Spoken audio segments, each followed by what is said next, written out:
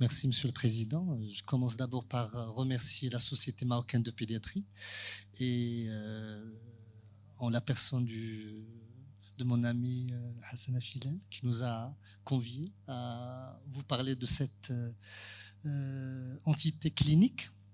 En fait, c'est un symptôme, c'est la diarrhée chronique est un symptôme. Et tout pédiatre est confronté régulièrement à ce symptôme. Et donc, ce qui se pose comme problème, c'est que comment je vais aboutir à une étiologie et un traitement. Et donc, on m'a confié la tâche de proposer une approche clinique. Donc, on va en fait discuter les étiologies et les situations que vous connaissez déjà. Mais on va un peu structurer notre façon d'aborder cette entité clinique et on va aborder quelques entités qui relèvent du spécialiste. Donc, la diarrhée, comme je viens de dire, c'est un motif chronique. Nous, on la voit très fréquemment en consultation de gastro et aussi en consultation de pédiatrie générale. Donc, la plupart des situations, vous allez trouver une étiologie. Donc, les impasses diagnostiques sont rares, heureusement. Heureusement qu'ils sont rares. Mais ça ne veut pas dire qu'il y a tout le temps une pathologie organique derrière. Et donc, l'approche va nécessiter des connaissances pour voir est-ce que je fais un bilan exhaustif d'emblée pour aboutir à l'étiologie ou pas, et comment je vais m'orienter, et quels sont les éléments que je vais utiliser pour m'orienter, et est-ce qu'il y a un bilan et un traitement à proposer. Donc, on va définir ensemble ce que c'est qu'une diarrhée chronique, parce que des fois, on nous adresse des enfants qui n'ont pas de diarrhée chronique. Et puis, il faut connaître les causes pour pouvoir les chercher. Et je vais vous proposer des éléments d'orientation simples et par la suite les bilans qu'on peut proposer de première, de deuxième intention et par la suite chez le spécialiste. Je commence par ce cas clinique qui nous a été adressé. C'est une petite de 45 jours adressée pour diarrhée depuis la naissance. Donc, dès la naissance, dès le premier jour, c'est une diarrhée profuse, importante. Déjà, à J4, il a été admise en réanimation pour déshydratation et collapsus. Et nous, on l'a eu à l'âge de 45 jours, dénutrie. Il pesait 3,4 kg à la naissance et au moment où on l'a admise, elle pesait 1,9 kg avec une dénutrition sévère, une déshydratation et des selles liquides. Elle était sous allaitement maternel exclusif. Quel est le diagnostic? On verra tout à l'heure. Donc, est-ce que je suis devant une diarrhée chronique? C'est la première question à laquelle vous devez répondre. Donc, il y a plusieurs définitions. Il y a des définitions très précises avec le nombre de grammes, le nombre de millilitres. Là, je ne vais pas vous embêter avec ces chiffres. Ce qu'on doit retenir, c'est qu'un enfant qui a des selles qui deviennent très molles, très liquides et qui se répètent dans le temps, qui durent plus de 4 semaines, c'est une diarrhée chronique. L'OMS, elle propose que c'est la diarrhée chronique ou persistante, c'est à partir de 2 semaines. Et donc, là, entre 2 semaines et 4 semaines, des fois, il y a des situations qui peuvent prêter à confusion et une pathologie chronique peut commencer tôt. Donc, comment je vais procéder? Donc, après la confirmation que c'est réellement une diarrhée chronique, donc, je vais chercher, est-ce que je suis devant des éléments des drapeaux rouges, comme a dit M. Rida, est-ce que je suis devant un enfant qui présente une pathologie derrière organique? Et donc, je vais m'inquiéter lorsque cette diarrhée chronique a commencé dès la période néonatale. Là, ce sont des situations souvent organiques. Est-ce que les selles sont sanglantes? Est-ce que l'enfant se réveille la nuit pour faire ses selles? C'est anormal. Et puis, est-ce qu'il y a d'autres symptômes? Par exemple, un retard de croissance, retard des acquisitions, un retard pubertaire chez l'adolescent. Et puis, est-ce que l'enfant que je reçois qui a la diarrhée chronique est dénutri? Est-ce qu'il a des signes de carence? Un enfant qui arrive avec des œdèmes. Donc, c'est une diarrhée qui a retenti. Et puis, est-ce qu'à l'examen, je trouve des anomalies, notamment une hépatomégalie, une splenomégalie, et des lésions orientant vers des pathologies ou des syndromes? Là, ce sont des signes d'alarme qui m'orientent vers une pathologie organique. Alors, quels sont les éléments d'orientation que je vais utiliser? D'abord, l'âge est primordial. Ça, c'est important. On ne va pas penser à toutes les étiologies à tout âge. C'est une aberration de penser à une colite inflammatoire chez un nouveau-né de 30 jours. On a des formes très précoces, mais on ne va pas penser à la maladie cœliaque chez un enfant qui n'a jamais pris du gluten. Ça, c'est clair. Mais des fois, il y a des nourrissons de 3 mois qui reçoivent du gluten, donc il faut toujours demander. Mais il y a des situations qu'on ne va pas... et qu'il faut adapter l'étiologie à l'âge. Deuxième élément, est-ce que je suis devant un enfant qui a la diarrhée chronique, a des signes de retentissement de cette diarrhée chronique? Et là, c'est primordial. Dès le départ, j'évalue le retentissement. Et puis, l'aspect des selles. L'aspect des selles est très intéressant et je vais vous proposer une approche très simple parce qu'avant, on parlait de selles de fermentation, selles de maldigestion, selles de sécrétoire, osmotique. Et puis, les signes associés à la diarrhée chronique qui vont m'orienter rapidement des fois vers une pathologie. Alors, pour chercher ce que c'est, il faut connaître les causes qui peuvent donner éventuellement des diarrhées chroniques chez l'enfant. Et là, on ne cherche que ce qu'on connaît. Et donc, si on va voir les différentes étiologies qui peuvent donner la diarrhée chronique, on va voir selon l'âge. Si c'est une diarrhée qui a commencé très tôt, dès la période néonatale, là, je suis très probablement devant 2 situations fréquentes. L'allergie aux protéinés de vache, chez un enfant qui prend du lait artificiel, ou rarement à travers le lait maternel, ou bien des entéropathies infectieuses. Et dans des situations très rares, vous allez vous retrouver devant des diarrhées congénitales. Avant, on parlait de diarrhée rebelle. Maintenant, avec le développement, le progrès de la médecine, on a pu identifier plusieurs de ces étiologies avec leur mutation.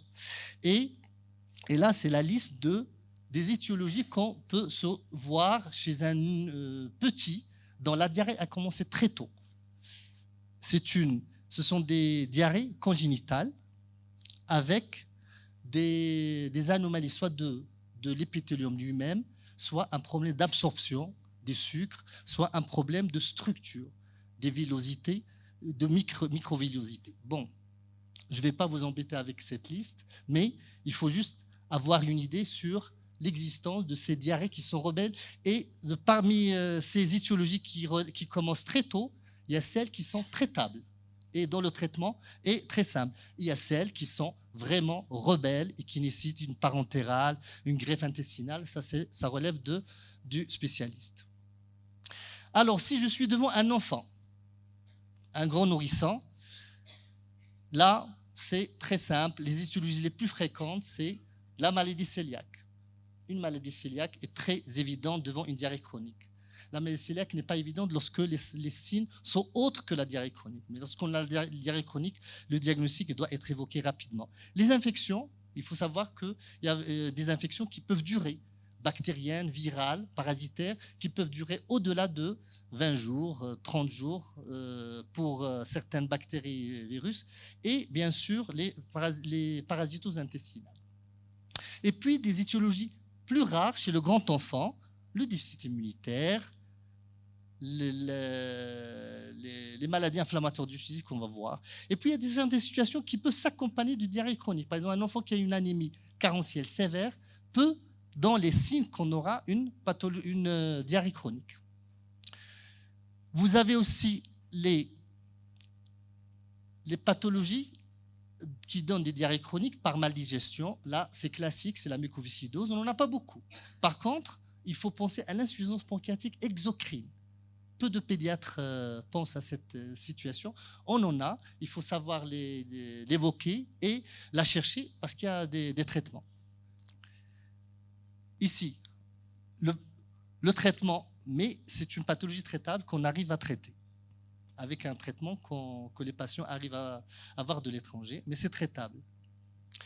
Et puis les intolérances au sucre qui sont rares. L'intolérance au lactose, on n'en a pas beaucoup, c'est rare. La plupart des intolérances au lactose sont secondaires. Lorsqu'un enfant fait une gastroentérite et par la suite il développe une intolérance au lactose transitoire.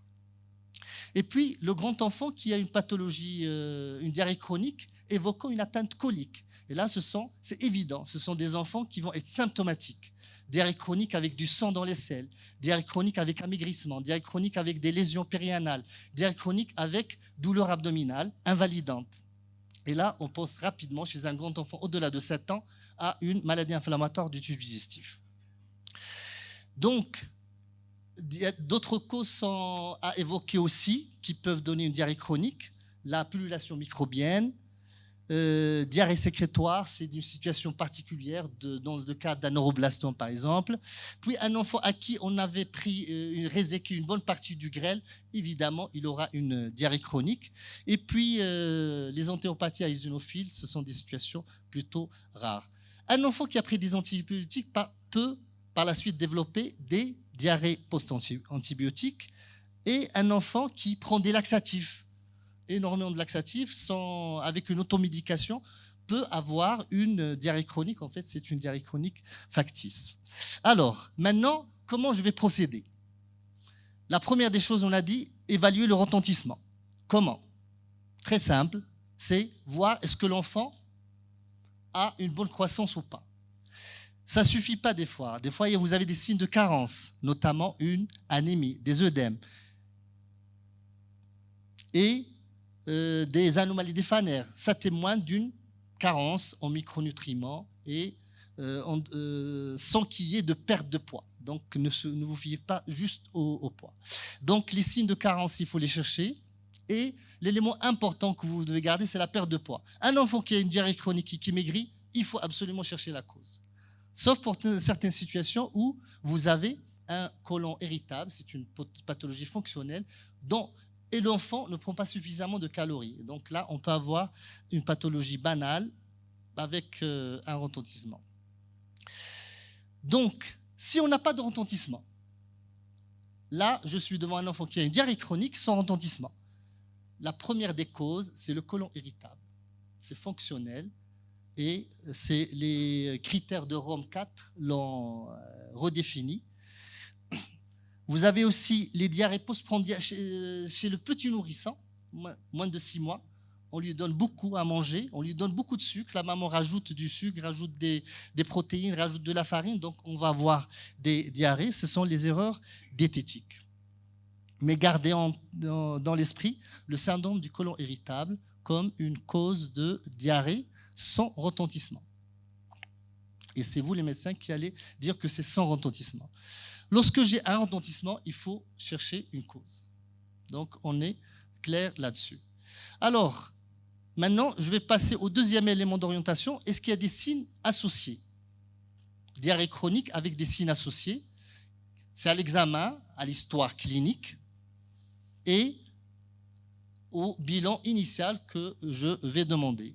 Et là, ça va me permettre d'orienter la cause, mais aussi de chercher rapidement, d'avoir une orientation rapide vers des diagnostics. Par exemple, la notion d'hydramnios au cours de la grossesse va m'orienter devant un nouveau-né ou un petit nourrisson dans la diarrhée a commencé très tôt aux diarrhées congénitales chlorées ou sodées. Et souvent, on a cette histoire d'hydramnios. La cholestase, une pathologie cholestatique, va s'accompagner de diarrhée. Un enfant qui a de la diarrhée chronique, qui a un appétit conservé, qui est même affamé, c'est une insuffisance pancréatique exocrine. S'il a des signes respiratoires, bien sûr, c'est une mucoviscidose. Les lésions périanales, c'est la maladie de Crohn. Une lymphopénie retrouvée sur l'ANFS va m'orienter vers la lymphangiectasie. Et là, je vais m'orienter vers une biopsie pour faire le diagnostic. La neutropénie, c'est dans le cadre d'une insuffisance pancréatique exocrine, dans le cadre du syndrome de Schwarzman. Et puis d'autres signes associés qui m'orientent vers le diagnostic. Maintenant, je passe à troisième élément d'orientation, c'est l'aspect des selles.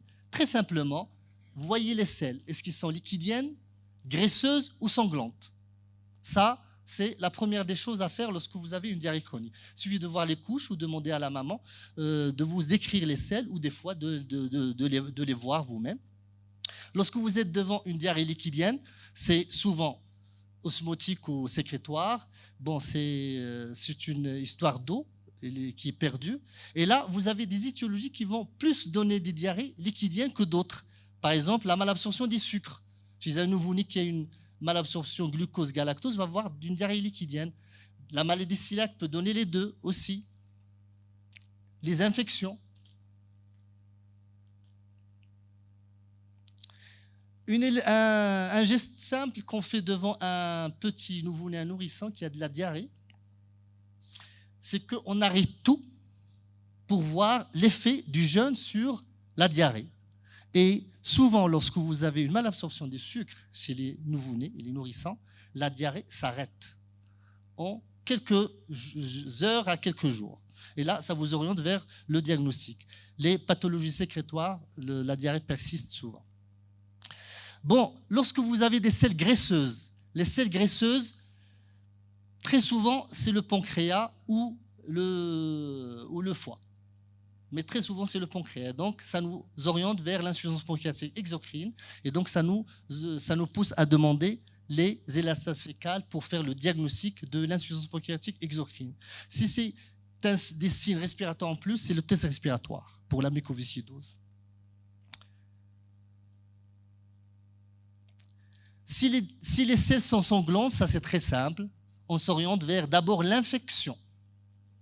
Les infections donnent des selles sanglantes. Et puis, l'allergie aux protéines de vache, c'est la plus fréquente.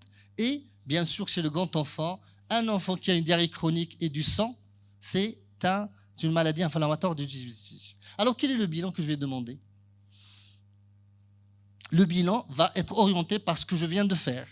L'âge, la clinique, les hypothèses diagnostiques que j'ai commencé à suspecter.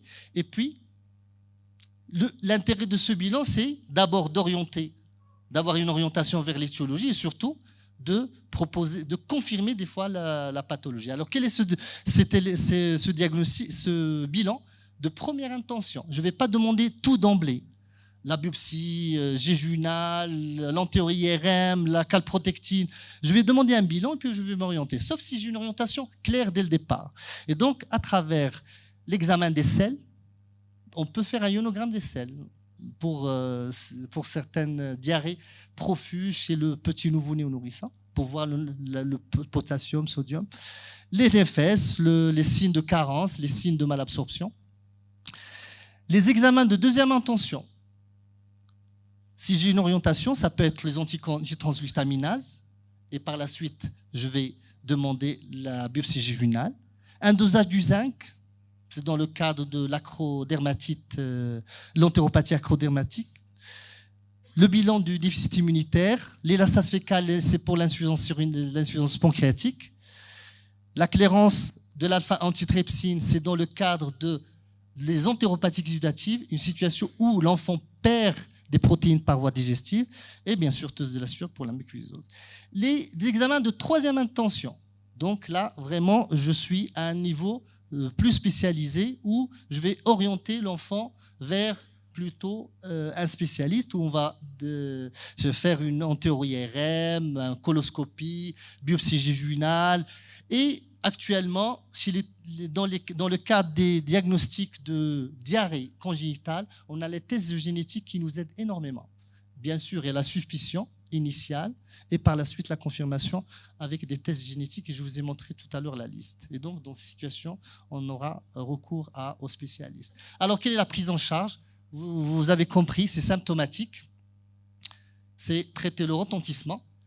Toujours, s'il y a une déshydratation, il faut réhydrater. S'il y a une anémie, il faut transfuser. S'il y a une hypoalbuminie sévère, il faut donner de l'albumine. Et par la suite, prendre en charge la dénutrition. Et puis, selon l'orientation étiologique, je propose un traitement spécifique. Et là, vous avez la liste, elle n'est pas exhaustive. Et vous avez un régime d'exclusion dans les intolérances, les allergies, les malabsorptions de sucre. Ça traite le malade. Si j'ai une infection parasitose, je traite par les antiparasitaires. Les excès pancréatiques dans le cadre de l'insuffisance pancréatique exocrine, c'est le traitement que c'est Hassan Afilal abordé, qui n'existe pas au Maroc, mais les patients arrivent à l'avoir parce que ça traite les patients, ça les améliore. Et puis, si les MICI, c'est les entéropathiques, c'est les immunomodulateurs. Et puis, dans certaines situations rebelles, où on n'arrive pas à stopper cette diarrhée et on voit périr l'enfant, c'est la parentérale. Et des fois, c'est une parentérale totale. Alors, les probiotiques. Est-ce qu'il y a une indication des probiotiques? Pour le moment, il n'y a pas d'évidence scientifique, donc il ne faut pas les prescrire pour le moment. On n'a pas de confirmation comme quoi ils sont efficaces, surtout dans les situations de côlon irritable. Et voilà, je reviens à la patiente. Donc, on a fait le bilan, on a mis sous diète, les selles se sont arrêtées, on a mis la maman sous régime, les selles ont gardé elle a gardé la diarrhée. C'est par la suite qu'on a fait le diagnostic de malabsorption glucose-galactose et on a mis la petite sous lait sucré au fructose, une amélioration spectaculaire. Elle a pris plusieurs kilos en très peu de mois et donc c'est une pathologie traitable alors que cet enfant allait périr par une diarrhée sévère en période néonatale. Voilà. Est-ce que j'ai encore quelques cas cliniques? Je pense que j'ai fini. Donc, un message à garder, c'est devant une diarrhée chronique chez l'enfant, il faut une évaluation de l'état de l'enfant. S'il y a un retentissement, je cherche l'étiologie. S'il n'y a pas de retentissement, j'évoque les pathologies fonctionnelles fréquentes. Et puis, j'adapte la recherche étiologique à l'âge, ça c'est très important, et à l'aspect des selles. Je vous remercie. Et par l'occasion, je vous annonce le congrès de gastro-entérologie pédiatrique qui aura lieu à Dakhla le 8, le 9 et le 10 juin 2023.